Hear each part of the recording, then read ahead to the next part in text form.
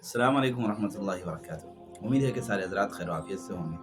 अल्लाह रब्बुल आलमीन हम सबको ईमान और सेहत की सलामती अता फरमाए। ये दुआ हमेशा मांगा करें हमारे लिए, अपने लिए, अपने अज़ीज़ और क़रीब रिश्तेदारों और पूरी उम्मत के लिए कि इस दौर में ईमान और सेहत का सलामत हो जाना बहुत बड़ी गनीमत की बात है। बिना किसी देर के चलते हैं मौज़ू की तरफ। वीडियो ताकि लंबी ना हो जाए।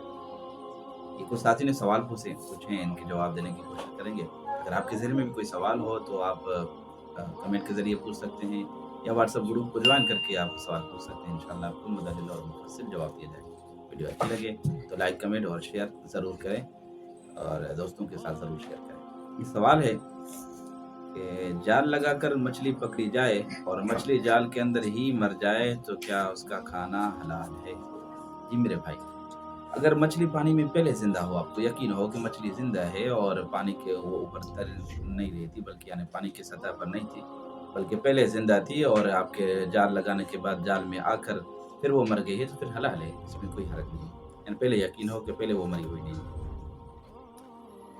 एक और सवाल है, भाई ने पूछा है कि क्या शिकारी जानवर को शिकार करने से पहले बेदार करना ज़रूरी है या उसे गफ़लत में भी शिकार करना दुरुस्त है?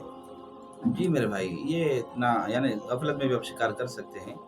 ये कोई बेदार करना ज़रूरी अमल नहीं है। आप गफ़लत में शिकार कर सकते हैं, कोई नाजायज़ बात नहीं। एक और भाई ने सवाल पूछा है कि किसी का परिंदा पकड़ कर रखना जायज़ है?